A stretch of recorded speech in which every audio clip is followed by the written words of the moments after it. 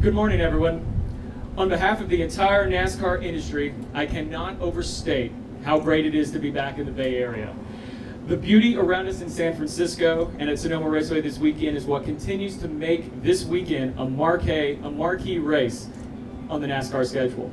So much has changed in NASCAR since the last time we were all able to gather freely in sports venues like Sonoma Raceway. There's momentum across NASCAR that has revitalized our sport. The on-track competition has been tremendous. Television ratings, attendance, and digital consumption are on an upward trajectory thanks to a commitment of embracing new audiences, new innovation, and new owners. The future is bright for NASCAR, and all the individuals joining us today have played a critical role in getting us to where we are today, and will continue to play a major role taking this sport to new heights in the future.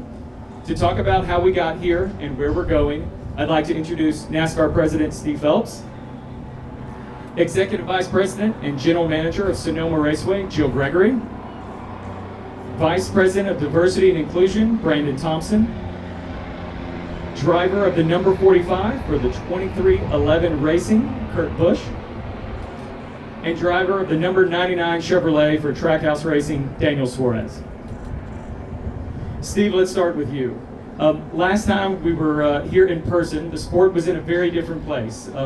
Walk us through some of the significant changes NASCAR has made the last 3 years that's led to the momentum we're experiencing right now as we head into Sonoma Raceway's weekend. Thanks, Brent. It's a pleasure to be here. I'll reiterate what Brent had said. It's always a fantastic to get to the Bay Area and get up to Sonoma Raceway. Certainly always circled on my calendar.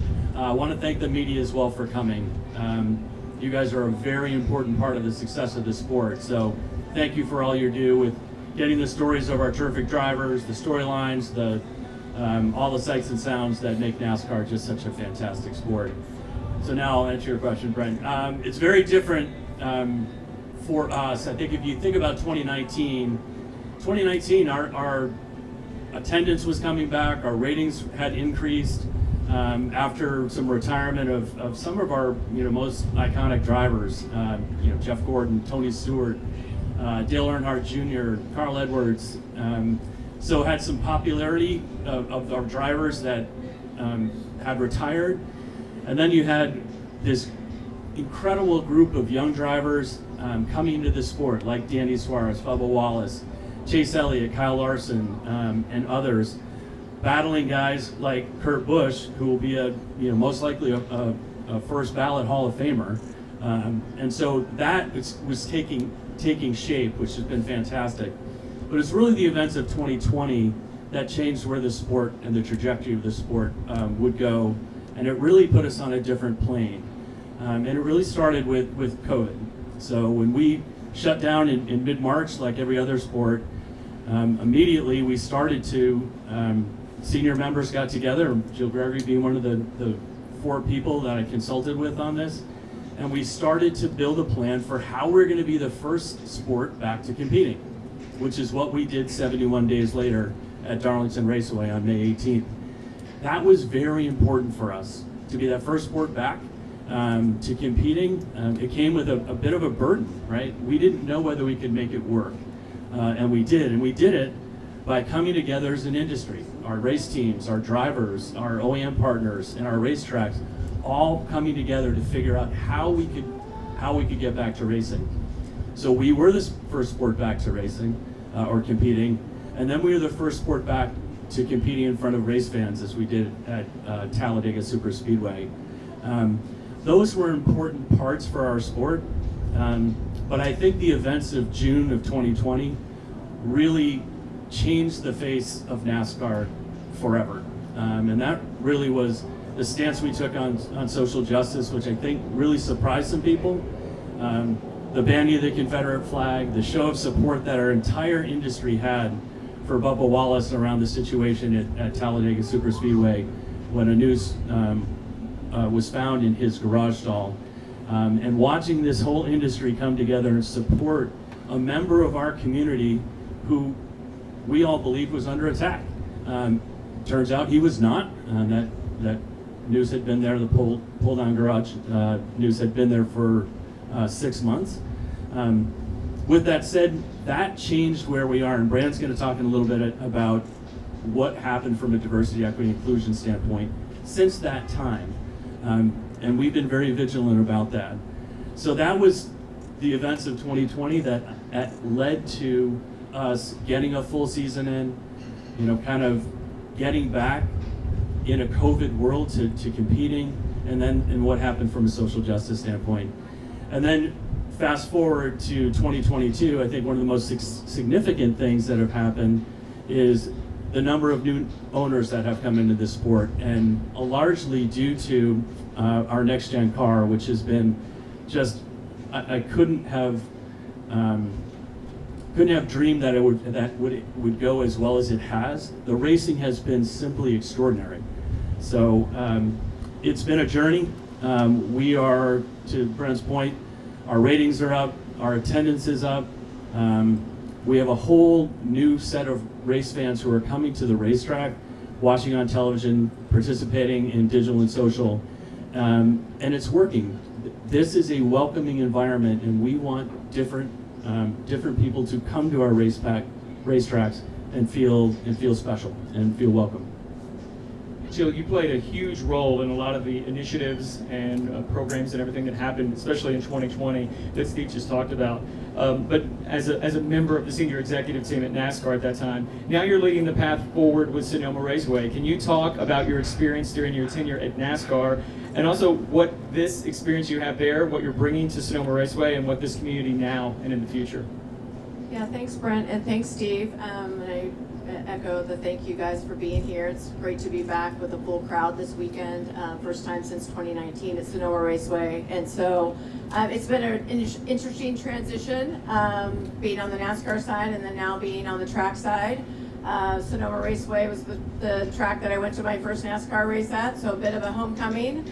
But I've been able to really take all of the experiences, all the relationships that I was able to build at NASCAR and bring that to Sonoma. And we really have been trying to make sure that Sonoma Raceway lives up to the billing of, Steve circling on his calendar, Daniel and Kurt wanting to be here. I mean, it is one of those weekends that we all want to come to, but we want to make sure that the track is doing everything that we need to do to make sure that we are a premier venue to host an event like this. And so I think that's doing a lot of the things that we know fans love. Obviously, we're in Sonoma Valley, and so the wine tasting and the scenery and all of that is kind of accepted and expected.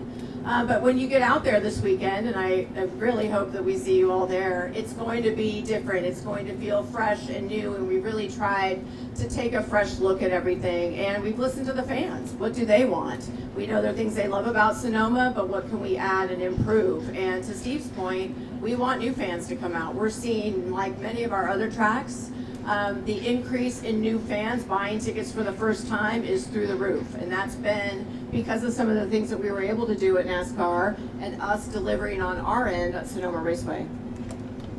To build on what Jill talked about, Kurt, I want to come to you next. You finished in the top 10 4 of the last 5 races at Sonoma. What makes the track special for you, and what does the track mean to NASCAR in this area of the country now and in the future? Yeah, it's one of those fun weekends where we race on the oval circuit so much in NASCAR that when we have road courses, I always treat it like a weekend off. Like it was fun to go up and down the hills, shift gears, and of course it's an important race. Of course you want to get that trophy, and the whole atmosphere around Sonoma, it's a different vibe. And I think it's just Northern California scene, the race fans that are up here, and growing up in Vegas, this was always a fun road trip where we would come up and race the Southwest Tour car on Saturday. And in the 90s, I won one of the Saturday races, and this track will always be special in my heart because I believe it helped springboard my career to the Cup Series. And so it's fun coming here and teaching new engineers, new crew members about the road racing scene. And I can't wait to see all of Jill's addition to the track. With the way that you're seeing our sport collectively work together, this whole scene after COVID has taught us how to look at our sport from all different angles, and we're all doing it together in much more of a detailed way. So whether it's the tracks, the team owners, the drivers, you're seeing it in a newfound way, and it's just fun to be part of the sport right now. And Kurt, as a follow-up, we have to ask while you're here. You're on a new team this year. What's it like to drive for a race team owned by Michael Jordan? Oh, there's this other guy, Denny Hamlin, too. Yeah, it's great. Just like with Daniel's situation, a new team, new ownership from outside of the normal realm of how an owner would start out, so to speak, with whether it's a truck team or an Xfinity team. You're seeing guys now just show up at the Cup Series level due to the next gen car and the way that Steve Phelps has positioned our sport for success from outsiders to come in and to be able to compete. Yes, you still have to cut your teeth and tear off your rookie ribbon, but you have to work your way up, and the next gen car has allowed that to happen in a little bit quicker of a transition. And with MJ, it's fun.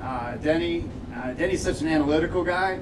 MJ is that spiritual, we know that you're the right guy, we know that we don't have to question your talent, just go and do it. And then Denny's on the other end of, hey, can you fill out this report? I need this done, I need this analytical thing. It's great learning from both and using all the years of experience that I have to have fun with this job. Brandon, Steve touched on NASCAR's efforts and the progress that's been made over the past few years in the diversity and inclusion space. Can you talk a bit more about the progress and then highlight a few of the tangible initiatives NASCAR's undertaking to help promote this change? Absolutely. Thanks, Brent. I think, and you're right, Steve did touch on a lot of it. I think going back to Steve actually putting his leadership, I would say, on Front Street in Atlanta and addressing the crowd and the drivers, the industry as a whole.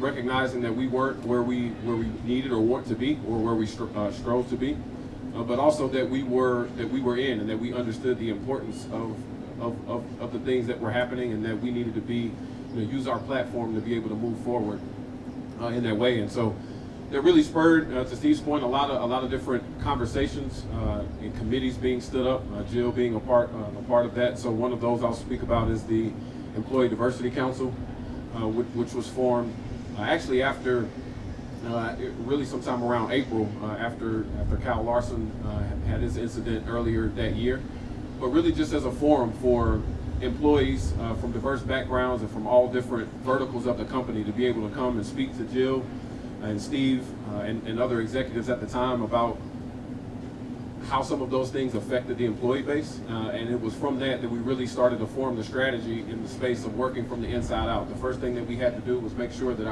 that NASCAR Inc., so to speak, was a great place to work, and that it was a desirable place to work, and the employees felt accepted for who they are and felt like they could show up.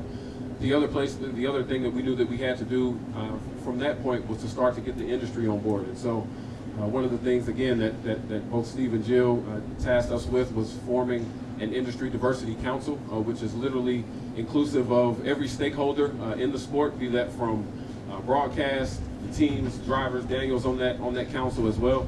And so really making sure that if there was anything that we could do to make sure that the industry was completely involved, and that we could start to work the different connections that Jill spoke about, and the different sponsor relationships and all those types of things to really galvanize the industry. And then finally was around how do we, A, get fans on board, but B, what type of partnerships can we stand up to help us drive us forward in this space. We know that, and Kurt spoke about this, the success of the next gen car. We're really good at racing cars, but we're not a social justice organization. But we know that social justice is important. We know that diversity, equity, and inclusion is important. And so whether it's working with the Trevor Project or the Urban League Young Professionals in Charlotte, or the Carolinas LGBTQ Chamber, the list sort of goes on and on from there about different partners that we could go out and partner with to make sure that our voices were heard and that we were doing the right thing with the platform that we were given. Daniel, like Kurt, also drives for a new set of owners in Justin Marks and entertainment mogul Pitbull at Trackhouse Racing. As a new team, Trackhouse Racing is already revolutionizing the model through initiatives such as Project 91, which is designed to expand the organization's international reach. Can you talk about the importance of those efforts and what it means to inclusion efforts in the sport? Yeah, well, first of all, thank you everyone for being here. I think that it's important to mention that without the next gen car, we wouldn't be talking about Trackhouse Racing. Probably most likely we wouldn't be talking about 2311. Like the next gen car has bring a lot of opportunities to current new teams, and I'm sure that it's going to continue to do that in the near future. I think that has been an extremely important factor. Justin Mark has mentioned to me this several times. Since the very first time we sit together to talk about partner together, he say this project is around the next gen car. So I feel like that was incredible idea that NASCAR and everyone in this group was able to put together to make it happen. Already Project 91, it's been a journey. I've been talking to Justin about this and Pitbull for months, and I have never felt this way with Trackhouse. I just feel like it's my home. It's that place where I enjoy so much to go work and push hard. Pitbull and we have known each other for 8-10 years, but we never got the relationship that we have today. Right now we talk every single week. He's super competitive. He loves to bring people together. And he tells me this all the time. He said, man, music, doesn't matter if you speak Spanish, English, Portuguese, doesn't matter. Music is one language. And in racing, he said, I'm seeing that everyone is together. And that was his goal since the very beginning. He loved racing, but he wanted to make one, And I'm really very, very proud to be partnered with him. And Project 91, I was talking to Justin about this, that it's going to be very exciting for me to have a front row seat on this project, because for the last 10 years, I have felt that I came to a sport with a different background, with a different education, without speaking English, trying to understand the sport, trying to understand the culture. And it's been a process. It hasn't been easy, but obviously, thanks to a lot of people in the sport, they have made me feel like home, and they have made me, make that progress easier. So every single member that comes through this Project 91, most likely is going to go through the process that I have had to go through in the last 10 years. So I think it's going to be very exciting for me to be on the front row on this project and try to help as much as I can.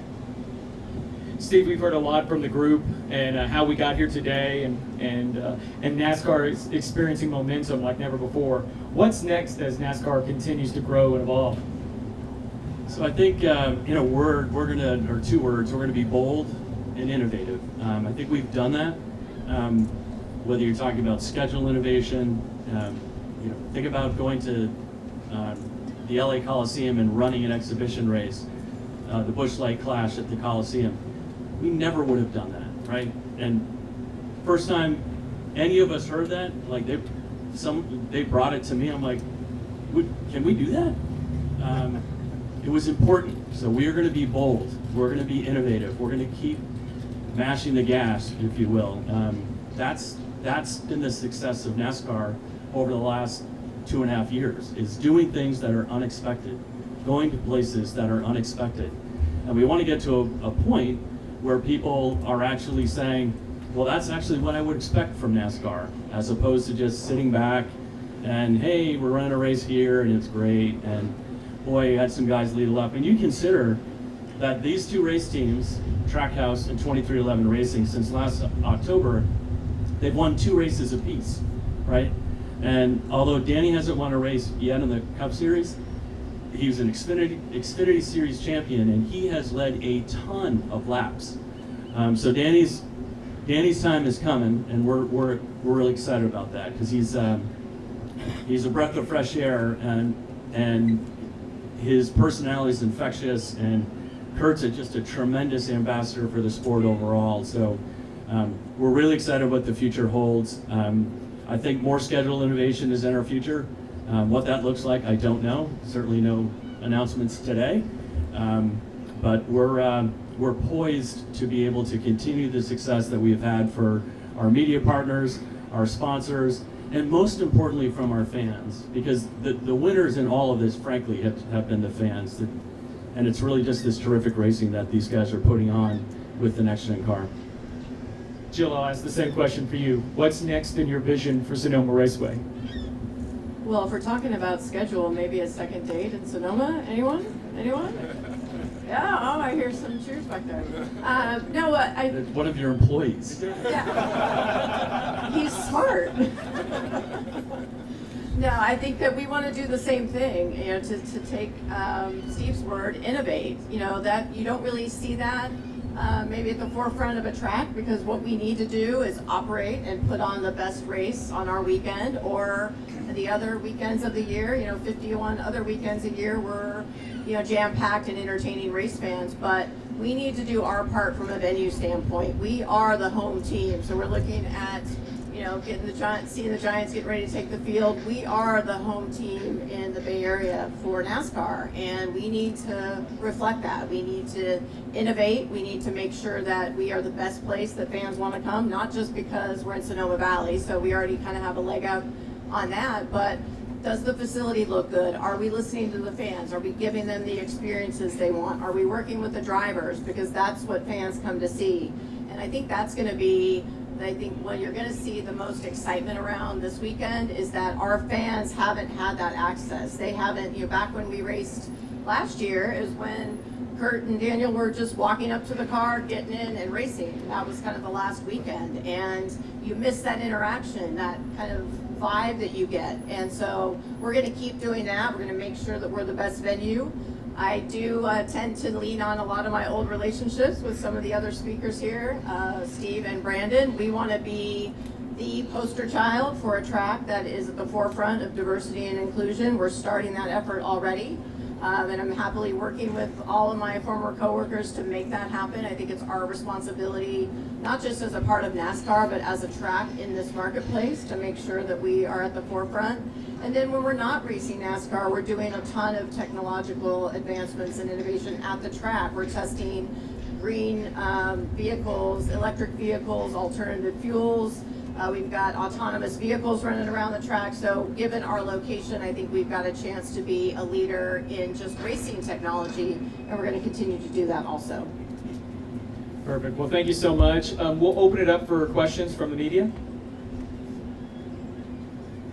Tom, I'll come to you first, and then go to Bob. Thank you, Brent. Jill, for you, does the trucks coming here and racing in Sonoma for the first time in almost a quarter century, does this fit your bill of innovation? Yeah, so the question was, is the trucks coming back to Sonoma part of our innovation? Yes. You know, Saturday was always a great day in our race weekend, but it didn't have all of the content that we wanted our fans to have. So, you know, there's practice and qualifying, or I think happy hour at one point was Saturday. Kurt mentioned the Southwest Tour, Winston West. That was the focal point of Saturday, so that was always great. But think of what the fans are going to get on Saturday, starting with the ARCA race. Then they're going to have Cup practice and qualifying, which they haven't seen since 2019. And then you're going to have a Camping World Truck Series race with drivers that have not seen our facility before. So we've ordered lots of extra decals for some of the turns, because we think Saturday is going to be pretty crazy. But yes, it was, how do we give the fans more content on Saturday? And that is part of our innovation. We'll go to Bob. Question for Kurt, looking ahead to this weekend. Last week you guys stayed out and won a stage when a lot of teams did. This intends to potentially have similar strategy. I'm curious if you'll do the same strategy, and if so, is it because you feel like you need to get points and make sure you kind of stay ahead of Centric just as far as the goes? Yeah, I feel like there's multiple ways to have a successful weekends, whether it's stage wins or executing with a car that isn't handling well, or whether it's capitalizing on a car's handling that's like we had at Kansas, where the car was so fast you're almost nervous because you don't want to mess things up, and you want to have clean, smooth pit stops and make sure the day goes well. And you know, at St. Louis last weekend, it's the first time for our Cup cars to race there. I saw an opportunity to win a stage. I overrode the crew chief, and it all turned out to where we were able to win the stage. But the side effect to that is now I'm going to be restarting 28th, 30th. And these are moments where if you have a good car, you have to really feel that and to find that for the crew chief. And that way then the responsibility is more so on me. Last year, Road America, I was with Ganassi. We finished, I think, 7th, 5th, and 3rd in the race at the end of the day, and we kept staying out to get those stage points because we needed stage points at that time. Now we're all just racing for stage wins. So that's just part of the strategy, and we'll see how things play out. Our first practice is Saturday. Haven't been to the track in a couple of years, and the simulation models are getting better, as well as the actual simulator and driving the car. But it's just still it's a learn as you go and apply it during the race conditions on what your strategy is going to be. We'll go to Jerry and then Bill in the back. Real quick for Steve Brennan. Earlier this morning, you got to talk about diversity. The NASCAR released its intern program for diversity. I think 36 interns listed from anything from NASCAR sports betting to e-racing to team stuff to control. How is that impacting across the country? Because some of these kids are coming from big colleges, some from Texas, even A&M and a couple of North Texas, I believe. So how are y'all reaching out to get these kids to come into the sport? And then what is their future like from NASCAR perspective? Yeah, well, appreciate you bringing it up. So this is the tied for the largest class in program history with 36 interns. And so very, very excited about the work that's being done around that program.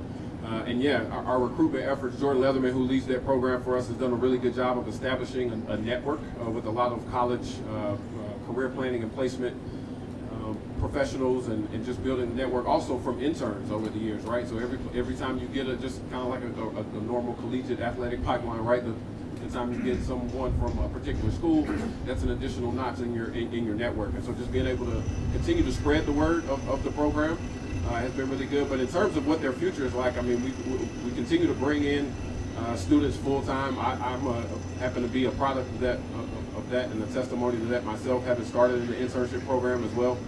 But every year, there's at least a couple who end up hanging around NASCAR, and that's in addition to folks who may hang around in the industry at large. And so it's a huge recruitment platform for us in what we do. And yeah, we're excited to have some pretty big name colleges. We've got Dartmouth this year. We've got Howard University. We've got Clark Atlanta University. I have to mention that, seeing as Howard went there. And so yeah, so we're excited about the classes.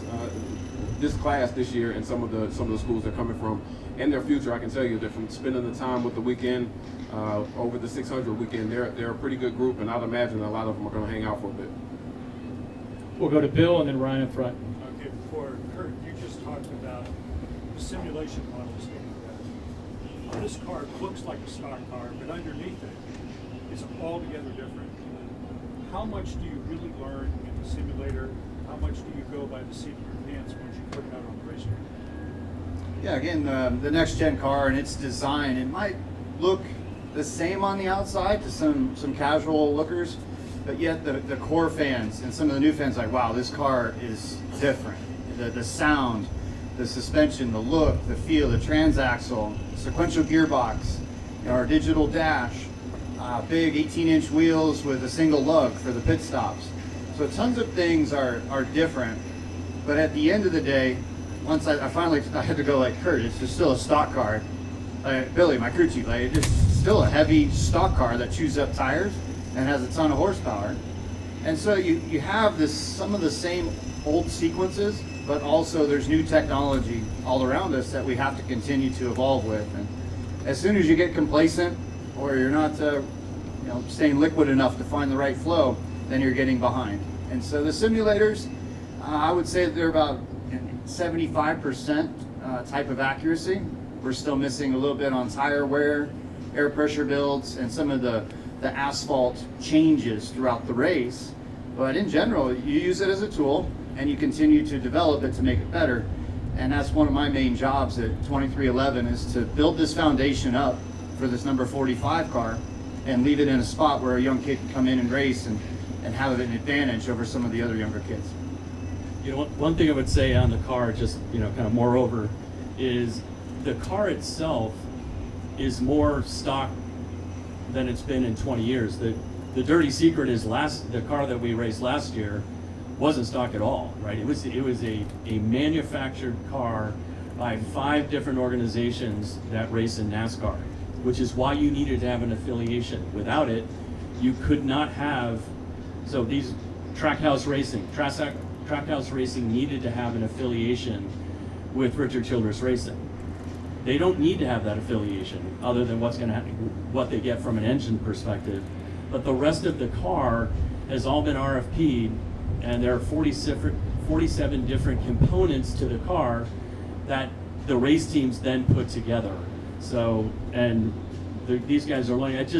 To me, the car is just so important, both from a business model standpoint as it relates to the teams, but also the relevance that the OEMs get, and then the styling is just fantastic. And to Kurt's point, it's a throaty beast from a sound standpoint, and you've got exhaust out both sides, which is last year's car obviously did not have that.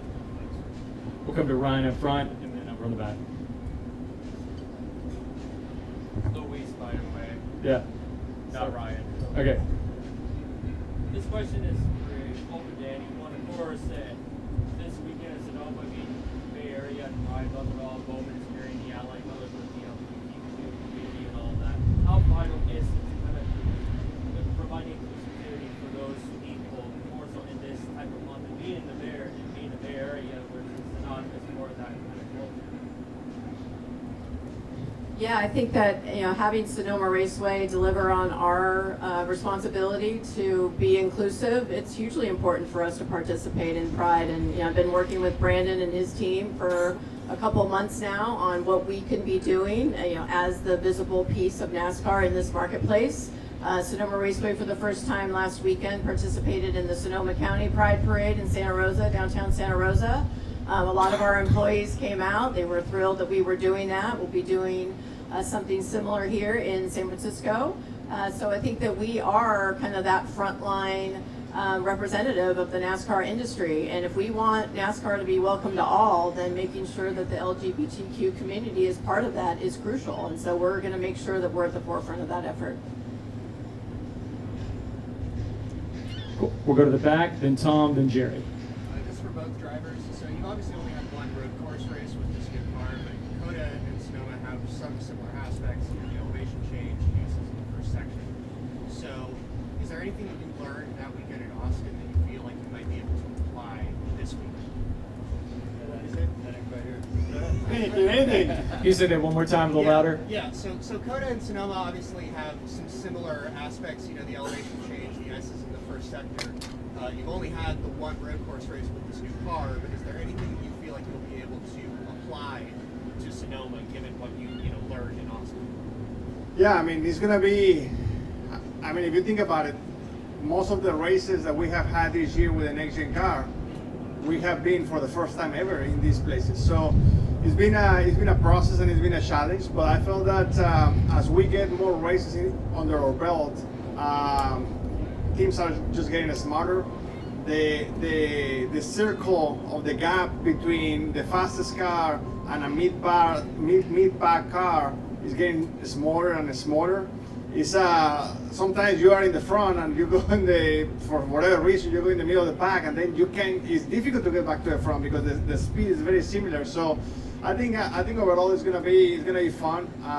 We have had several tests at Charlotte in the Roval, which it was very, very helpful and very productive. Already we raced at Cota, completely different racetrack than Sonoma, but I think that we have already a good notebook for road course with this race car, which honestly is a blast to drive, not just in ovals, but in road course stuff. So really, really excited for that. And I just wanted to add very quick to the previous question. I wanted to thank NASCAR, Jill, Brandon, because this weekend actually we're going to have for the first time Daniel's Amigos here in Sonoma, and without them this wouldn't be possible. So it takes a lot of time, a lot of work, a lot of effort. We're going to have a few hundred Daniel's Amigos out there, most of them Hispanics. We're going to have a nice event on Sunday morning, so really looking forward to that. And this wouldn't be possible, like I said, without NASCAR, without the racetrack, Jill, and obviously, a great group of people that helps put this together, and of course Coca-Cola, because without them it wouldn't be possible. We'll go to Tom and then Jerry in the back. Following up kind of sort of here, for Daniel and Kurt, qualifying position, how will that affect your pit stop strategies and selections, and how you approach the race each stage? Yeah, I think qualifying with this next gen car and the stages, everything becomes that much more important on that qualifying effort. Because again, pit box selection, if you're up in the top 10, you want to stay out to get those stage points. You don't want to have to yield the track position. And so it just depends on how the car and how the day is going. I mean, Trackhouse had an incredible COTA road course race earlier this year, and we struggled big time at 2311. And so call it a sister track, call it somewhat similar to your question on how will Sonoma play out. We know we need to do a much better job on the road courses. And so this weekend is a big turning point for us on how we can capitalize as a team, but also utilize all the stages to get the right points. Is there a backwards approach perhaps where you're thinking ahead with one early stop in relation to how you are in the field at that point? Yeah, I think when I won here in 2011, the tires would go the full 30 laps, which is about the same on fuel. Now the tires wear out much quicker, and it seems like your strategy is split in half. You're only going 15 laps now because of how gooey and gummy and sticky the tires are, but then how much they drop off. And so you're not necessarily racing the race backwards like we used to on pit as soon as you can make it on fuel. But there might be some teams that choose that and go with that direction. So we'll learn in the quick 20 minutes that NASCAR gives us on Saturday's practice. We'll go to Jerry and then we'll take one final question up front. Steve, for you on the new car, and since we're on that, there's been a few issues, obviously, getting used to some things, a single lug nut, and just the car's put on some phenomenal shows as we talked about it. And, out in LA at the Coliseum, and the Coke 600 was probably one of the best that we've seen in a very long time, if ever. What are some of the nuances that you would like to see tweaked, or what are some of the things that you have tweaked along the way to get it to where we're racing and people are really starting to say, hey, we need to pay attention to this? Yeah, well, as I said before, Jerry, I think with the exception of maybe one race, which I won't actually say which race that is, I think that the next gen car and the racing that it's put on, it's arguably the best racing that NASCAR has ever had. And I don't think there's any hyperbole in that at all. I really don't. The teams do an amazing job of adapting to new things. They just do. And so they're adapted to 18-inch tires, right? It's very different than the 15-inch tires we raced at. The car itself, Danny talked about how fun it is to drive this car, particularly on a road course. It's going to be fantastic. So there are a couple of things that we're looking at. Are there things that we could do to the sidewall, because we've had the teams get aggressive on camber and in air pressure, and we've had some blowouts. The teams are going to continue to push the envelope because lower air pressure and finding that right spot from a camber standpoint makes the car go faster. So we'll just keep working in the teams and the OEs to make sure that whatever needs to happen that puts on even better racing, which I think I'd be hard pressed to get to, but we'll always endeavor to do better. So I'm excited about what the future holds for this car. If there's one wish that I would have, the dreaded supply chain issues, inflation. We're trying to keep the costs down. When you have shortages, but the teams have made it work. I mean, it's been extraordinary. So shout out to the teams. I don't know if you're a racer, but have you driven it at all? Does anybody let you take it? I'd be going up into turn 1 at Sonoma, and I'd lose it at the top of the hill. So no, I've not. I leave that to the professionals. I have been in a car, certainly driven by a professional. That scared the crap out of me too, frankly. We'll take one final question up front. So many questions still, but talk about the diversity program and how it reaches into colleges, particularly for any of you. But what about drivers? How do you get more young women and minorities as drivers? You see there are some at ARCA and some of the lower levels, but still not a lot. So how are you going to get more actual drivers and continue members? Appreciate that question very much, because I was kicking myself earlier when I didn't mention that program. So you mean, how do we find more Daniel Suarez? So Daniel is a product, absolutely, but specifically it's the fact that they came, yes, all of those drivers you named at some point in their career were a part of the Drive for Diversity program that we have, which we've had since the year 2004. And so that program, certainly we would love for it to have produced more fruit, if you will. But we think it's got some pretty good fruit when you look at an Xfinity Series champion, Cup winners, and a Cup champion. along with Haley Deegan competing at a high level in the truck series. We've got Roger Caruth, who had a great finish last week, who's currently in that program. He's leading the ARCA points. Nick Sanchez is second in points, already has 2 wins this year. And really, when you look at the top 5 drivers in ARCA, they're all diverse in some way. So, with the exception of third place Daniel Dye, I think. So, in terms of a pipeline, which is what I hear you asking, we're certainly building that. We're looking to continue to expand that pipeline, certainly through the efforts with Max Siegel and over at Rev Racing, and I think we've got some the right things and the right people in place and the right structure in place to be able to continue to do that. Another driver I'd call out is LeVar Scott, who is also in the Drive for Diversity program. He's already got a late model win early in his career, and so we're excited about the future. And yes, we'd love to expand the pipeline and actively working with Steve and the drivers and a lot of folks to be able to do that. But we feel like we've certainly got a good crop now and want more. Brandon, is there any relation with LeVar Scott to Wendell at all? No, there's not.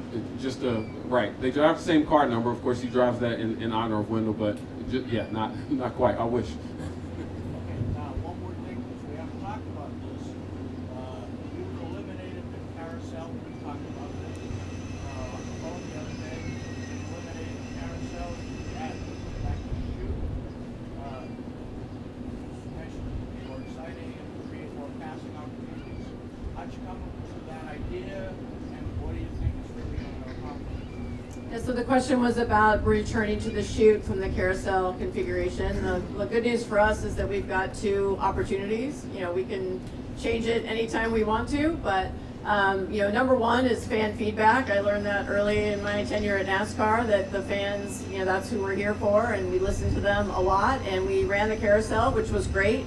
We had a great race last year, and we're really happy with how that came about. We were running it for the 50th anniversary of Sonoma Raceway, but immediately after the race, drivers and fans were calling and saying, hey, can we bring the chute back? And overwhelmingly, the fans wanted to see the chute back. For us, more laps means more turns, means more turn 11, up turn 1, turn 7. So I think that it's just going to allow more opportunities for these guys to show off what the next gen car can do. And seeing the next gen car on our track at Sonoma Raceway is going to be, I think, one of the highlights, because we have a ton of elevation, a ton of unexpected turns that I think the car is going to really perform well. So we will stick with the chute for now, but the fans and the drivers were all overwhelmingly in favor of doing that.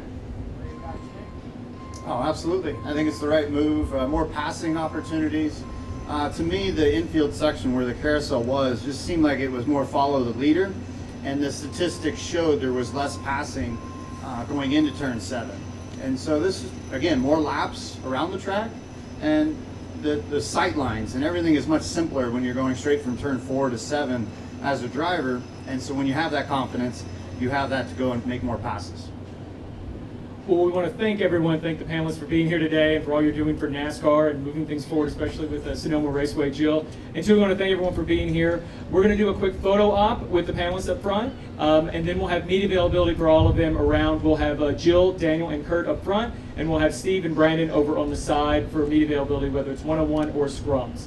But thank you for being here, and most importantly, we hope to see you at Sonoma Raceway this weekend. To learn more about this weekend's race weekend, please go to sonomaraceway.com. We look forward to seeing you at the track. Thank you.